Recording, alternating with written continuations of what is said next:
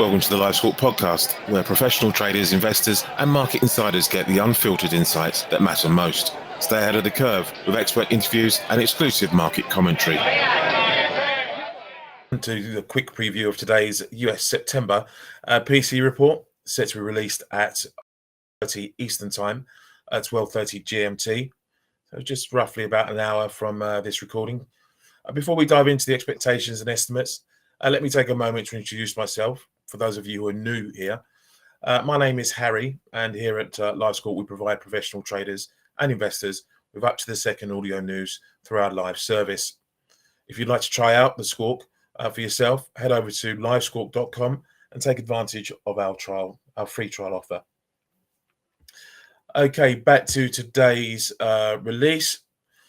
And really just want to give you an idea of what the markets are looking for ahead of today's PCE data. Just to note then, personal income, I'll just read out the consensus estimates here. Personal income for August expected up 0.4% from 0.3%, with personal spending seen at 0.3% from 0.5% last time out. Real personal spending expected to rise by 0.1%, softer than the 0.4% seen in July. PCE price index on the month seen up 0.1%, a tenth below last month's 0.2%. On the year, that puts a 2.3% year-over-year print. That would take it down 0.2 from 2.5% last time out. On the core measures, core PCE price index for August on the month-over-month seen up 0.2%, in line with previous. Year-over-year seen at 2.7%, up from 2.6% last. So there we have it. Those are the estimates for today's readings. We'll take a look now really at what some of the bank desks are looking for from the numbers and what their expectations are. Just also note, I have put up there for those who want to look at it, the current Fed projections from the September SEP for anyone interested in and just seeing what the Fed are currently projecting for this year and next, the medium forecast for core PC predict in particular, because it's the favored Fed measure of inflation over the core CPI print.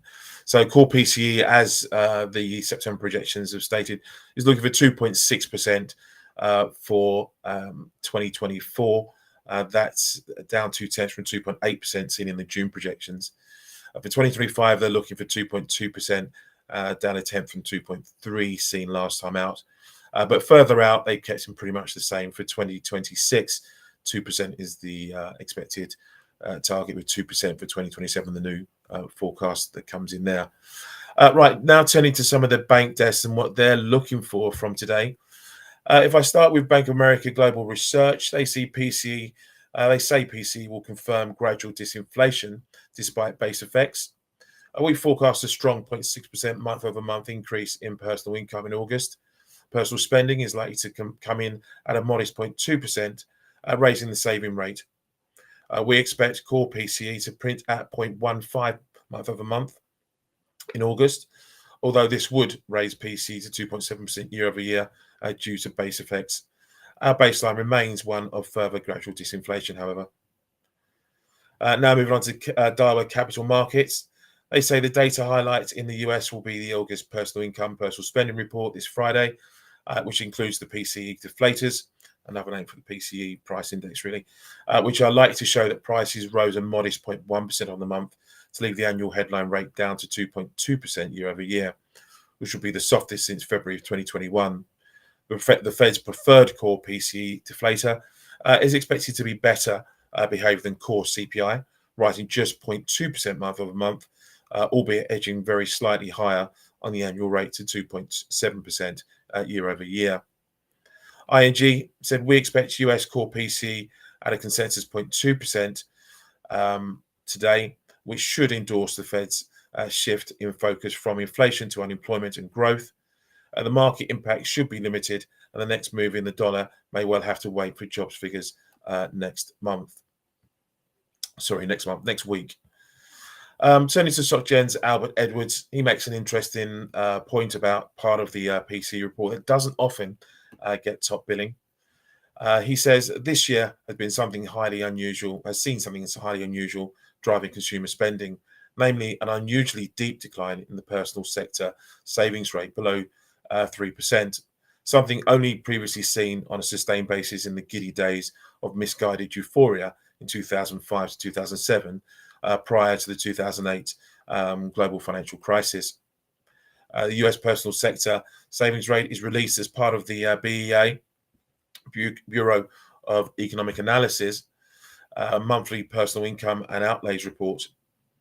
In the past few years, that release has attracted close market scrutiny because it contains the personal consumption expenditure, or PCE, deflator measure of inflation, especially as the core PCE deflator is the Fed's official inflation target, not corporate CPI. But attention may be about to switch from core PCE as the most important part of this data release to the savings rate. The history suggests that when the savings rate sinks this low, it usually proves unsustainable, with a subsequent rise triggering a recession. So they're just a bit of a cross-section of some of the reports that we've seen and digested ahead of today's PCE reading. As I said, the data comes out at 8:30 Eastern Time, 12:30 GMT. I'll just give you a quick recap of what the market analysts and experts are expecting, the consensus view. So the estimate for personal income for August ends in up 0.4 versus 0.3. Personal spending seen at 0.3 from 0.5. Real personal spending expected to come in at 0.1 from 0.4%. Moving on to the price indicators, the PCE price index on the month is forecast at 0.1%, down from 0.2, with the year-over-year peg to come in at 2.3%, 0.2 below 2.5 last time out. On the core measure, the core PCE price index from the month, seen up 0.2%, which would be the same as last month, with the year-over-year at 2.7, rising slightly from 2.6 previously. We'll also get the bottoming out in terms of US data, advanced goods trade balance, and wholesale inventories and retail inventories data out as well. Prelim reading for the wholesale inventories will release, but again, it's secondary data when you compare it to what we're looking at in terms of this PCE measure. Listen, thank you for listening. As I said, this was just to give you just something to look out for and digest ahead of today's PCE report. We don't think it's going to be that much of a market mover because of what we saw last week. Only last week, we only had the Fed rate decision a week ago. And also note that officials have come out and said that really they're looking more at the labour, the market and economic activity as a whole, as opposed to simply just inflation, which they think they've got a handle on to a large degree, really to sort of lead their monetary policy narrative, really. So in that sense, again, today's number is important, as always, but isn't quite as integral to Fed thinking, we think, at the moment, as we've seen in recent months, or what the experts think in recent months. But again, on an intraday could produce some volatility and activity, but we think it will very quickly dissipate in favour of next week's non-farm payroll. Okay, so thank you for listening. Hopefully this is helpful. As I said, go to livesquawk.com, take up a trial. If you think it's something that you'd find useful in your trading day, we think it's invaluable, but we would. But our audience think it's invaluable. We've been around for a long time and been doing this for a long time. Yeah, hopefully you'll find it of some use. And we'll be back in the near future with more of these previews of big events and key data for you to enjoy and hopefully soon partake in. Have a good day, have a good weekend, and thank you for listening. Thanks for tuning into the Live Squawk podcast. Your edge in the market starts here. Subscribe now.